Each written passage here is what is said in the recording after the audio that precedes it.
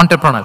এখন তো এটা আপনারা সবাই খুব বেশি শোনেন, অন্টারপ্রেনারশিপ, অন্টারপ্রেনার মাইন্ডসেট আসলে অনেক কিছুর সমন্বয় হয়। এক নম্বর, যার প্রোঅ্যাক্টিভ অ্যাটিটিউড যাদের থাকে, solution focused, not problem focused. Problem সৃষ্টি হলে ওইদিকে ফোকাস না করে কিভাবে সলিউশন করা যায় ওইদিকে ফোকাস করতেন। এরপর যে হিউম্যান রিসোর্সের ভালো ম্যানেজ করতে পারে, রিসোর্স কম কিন্তু to take the best out of this resource. অনেকে দেখবেন যে ছোট্ট জিনিসকে অর্গানাইজ করে এত সুন্দর প্রেজেন্টেশন করে, আবার অনেকের অনেক আছে কিন্তু সেটাকে প্রেজেন্ট করতে পারে না, এরকম আছে না? নেই? রাসূল সাল্লাল্লাহু আলাইহি ওয়াসাল্লাম অল্প রিসোর্স দিয়ে অনেক বড় কিছু অ্যারেঞ্জ করতে পারতেন, সুবহানাল্লাহ। এবং he was a very good talent hunter. রাসূল সাল্লাল্লাহু আলাইহি ওয়াসাল্লাম একজন চৌকস ট্যালেন্ট হান্টার ছিলেন। He was a very good observer. সাহাবীদের কার কি ট্যালেন্ট এটা তিনি নোট করতেন। যার যে দক্ষতা তাকে তার ওই দক্ষতা দিয়ে ইসলামের সেবা করতে উৎসাহ দিতেন। যখনই কোনো প্রতিভাবান সাহাবীকে তিনি দেখেছেন, তিনি ইসলামের জন্য সেই প্রতিভাকে কাজে লাগানোর চেষ্টা করেছেন। একজনকে দিয়ে সবটা করেননি। আমাদের সমাজে এই একটা ভুল ধারণা আছে, আমরা অনেকে একজনের কাছ থেকে সব কামনা করি। একজন সব করতে পারে না, পারে? যারা পারেও কোনোটাই ভালোভাবে পারে না, সব পারে, একটু একটু পারে। তো রাসূল সাল্লাল্লাহু আলাইহি ওয়াসাল্লাম ট্যালেন্ট হান্টার ছিলেন, যার যেখানে ট্যালেন্ট তাকে ওই কাজে লাগাতেন। বলেন তো খালিদ বিন ওয়ালিদ রাদিয়াল্লাহু তাআলা আনহুকে আল্লাহ রাসূল সাল্লাল্লাহু আলাইহি ওয়াসাল্লাম কি কাজে লাগিয়েছিলেন?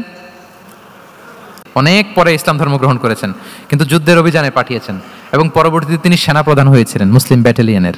কারণ উনি ওয়ার স্ট্র্যাটেজি জানতেন। ওনার আক্রমণের কারণে তো উহুদের প্রান্তরে মুসলিমরা প্রায় নাস্তানাবুদ হওয়ার অবস্থা, তাই না? অনেক পরে আল্লাহ তাআলা ওনাকে ইসলামের জন্য কবুল করলেন। তাহলে উনি ওয়ার স্ট্র্যাটেজি জানতেন, ফলে রাসূল সাল্লাল্লাহু আলাইহি ওয়াসাল্লাম ওনাকে যুদ্ধের জন্য কাজে লাগিয়েছেন। তাহলে সবাইকে একটা দিলে হবে না, প্যারাসিটামল 3 বেলা সবার জন্য হবে নাকি যার যে রোগ সে অনুযায়ী প্রেসক্রিপশন? হ্যাঁ, খালিদ বিন ওয়ালিদ রাদিয়াল্লাহু তাআলা আনহু তিনি সমরবিদ ছিলেন, রণকৌশলী। ওনাকে বানিয়েছেন সেনাপ্রধান। আওয়াজ করে বলুন, কি প্রধান? উনি সেনাপ্রধান হয়েছিলেন। আচ্ছা, আপনারা হাসান বিন সাবিত রাদিয়াল্লাহু তাআলা আনহুর নাম শুনেছেন নিশ্চয়ই। ওনাকেও তো যুদ্ধের ময়দানে পাঠিয়েছেন না? ওনারা পাঠিয়েছেন। ওনারা দিয়ে কি করছেন বলেন?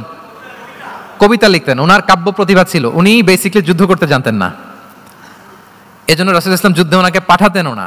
বিভিন্ন যুদ্ধে ওনাকে না পাঠিয়ে নারীদেরকে, মদিনার নারী শিশু ভালনারেবলস যারা আছে তাদেরকে দেখভাল করার জন্য মদিনায় উনি রেখে যেতেন, কারণ আল্লাহ তাআলা ওনাকে কাব্য প্রতিভা দিয়েছিলেন।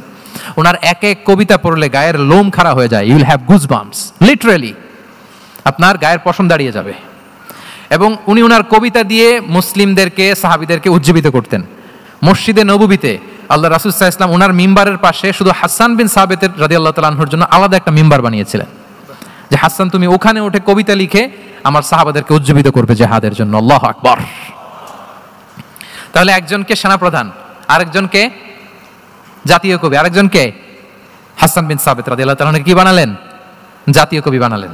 আচ্ছা, হুযাইফা ইবনুল ইয়ামান রাদিয়াল্লাহু তাআলা আনহু, ওনার ছিল ডিটেকটিভ মাইন্ড, এজন্য ওনাকে রাসূল সাল্লাল্লাহু আলাইহি ওয়াসাল্লাম মদিনার গোয়েন্দা বিভাগের প্রধান বানিয়েছেন, head of detective division.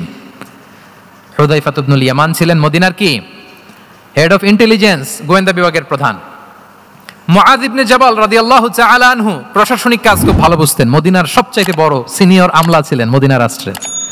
Medina রাষ্ট্রের সবচাইতে সিনিয়র আমলা মুআয ইবনে জাবাল রাদিয়াল্লাহু তাআলা আনহুকে রাসূল সাল্লাল্লাহু আলাইহি ওয়াসাল্লাম কবিতা লেখার দায়িত্বও দেন নাই, গোয়েন্দাগিরি করতে দেন নাই, ওনাকে ইয়ামানের গভর্নর করে পাঠিয়েছেন। সুবহানাল্লাহ বিহামদি। তাহলে যার যে যোগ্যতা তাকে সেই জায়গায় কাজে লাগানো, এটাকে বলে এন্টারপ্রেনাল মাইন্ডসেট। এটা কি বলে? এন্টারপ্রেনাল মাইন্ডসেট। আল্লাহ হাবিব সাল্লাল্লাহু আলাইহি ওয়াসাল্লামের এই মাইন্ডসেট ছিল।